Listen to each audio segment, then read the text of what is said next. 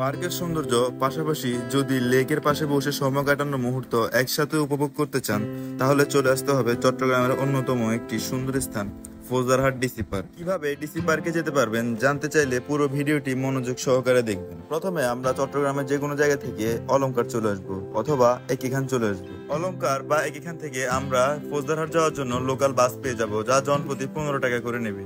ফৌজদারহাট থেকে DC park আমরা হেঁটেও যেতে পারি অথবা অটো রিক্সা রিজার্ভ নিয়েও যেতে পারি, যা 30 টাকা ভাড়া নিবে। অতঃপর আমরা ডিসি পার্কের সামনে পৌঁছে গেলাম। ডিসি পার্কে প্রবেশ করতে হলে জনপ্রতি 50 টাকা করে টিকিট কাটতে হবে।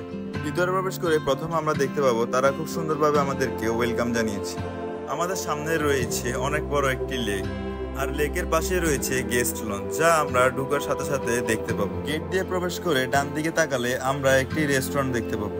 আপনারা চাইলে রেস্টুরেন্টে বসে খাওয়া দাওয়া করতে পারেন বা নাস্তা করতে পারেন। গেটের বাম পাশে রয়েছে একটি সুন্দর রাস্তা এবং রয়েছে বাচ্চাদের নানা ধরনের খেলার জিনিস, আরো রয়েছে দোলনাও।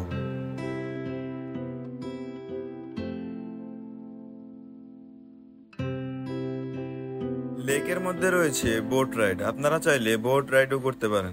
লেকের ডান পাশ ধরে গেলে আপনারা দেখতে পাবেন খুব সুন্দর একটি রাস্তা, যেটি খেজুর গাছ দ্বারা সাজানো। রাস্তাটির দুপাশে সুন্দর বসার ব্যবস্থা রয়েছে এবং আমরা রাস্তাটি দিয়ে গেলে পার্কের অন্য পাশে পৌঁছে যাব, যেখানে ফুল দ্বারা পার্কের অন্য পাশটি সুন্দরভাবে সাজানো রয়েছে। লেকের অপর পাশেও রয়েছে বাচ্চাদের খেলার জন্য নানা ধরনের রাইড। সেখানে আমরা দেখতে পাবো অনেক সুন্দর করে ঘাসের মধ্যে ডিসি পার্ক লেখা। আপনারা চাইলে এখানেও আপনাদের সময় উপভোগ করতে পারবেন খুবই সুন্দরভাবে।